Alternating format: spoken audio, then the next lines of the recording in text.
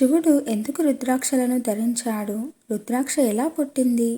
ఈ రుద్రాక్షలో ఏ మహాశక్తి దాగి ఉంది? అనే ప్రశ్నలకు సమాధానం తెలియాలి అంటే ఈ వీడియో మొత్తం స్కిప్ చేయకుండా చూడండి.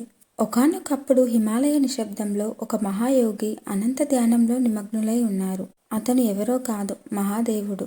అనంత యుగాల పాటు శివుడు కన్ను కూడా తెరవలేదు. భూమి పలుమార్లు పుట్టి పలుమార్లు నశించిన శివుడు మాత్రం ఆధ్యాత్మిక నిశ్శబ్దంలోనే ఉన్నాడు. దేవతలు భయపడ్డారు. ప్రపంచం నడవాలంటే శివుని ధ్యానం ముగియాలి అని ఆందోళన చెందారు. కానీ శివుడు ఎందుకు అంత లోతుగా ధ్యానించాడు? శివుడు ధ్యానించింది ఒకే కారణం కోసం, ప్రాణుల బాధను తొలగించడానికి. అనేక కోట్ల సంవత్సరాల తర్వాత శివుడు తన కళ్ళను తెరిచాడు.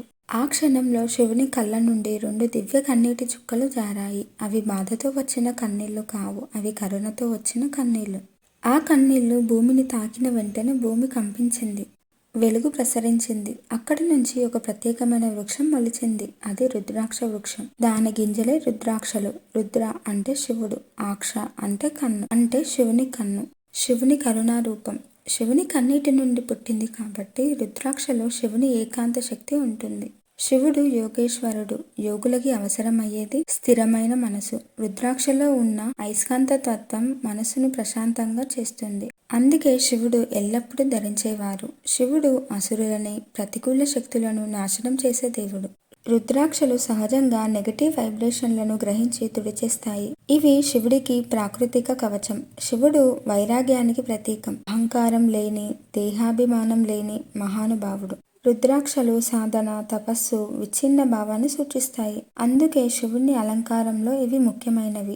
ఒకసారి అసురుల శక్తి పెరిగి 3 లోకాలను భయపెట్టింది. శివుడు యుద్ధానికి సిద్ధమయ్యాడు. యుద్ధానికి బయలుదేరే ముందు కైలాసంలో నిలబడి శివుడు ఒక పవిత్ర కార్యం చేశాడు. తన కన్నీటి నుండి పుట్టిన రుద్రాక్షలను తీసుకొని చేతులకు, మెడకు, నడుముకు, జటలకు, ఛాతీకు, మోకాళ్లకు, కాలి మణికట్టులకు ధరించాడు.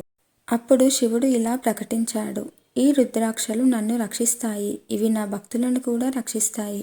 అందుకే శివుడు స్వయంగా రుద్రాక్షలను ధరించి అవే తమ భక్తులకు వరంగా ఇచ్చాడు.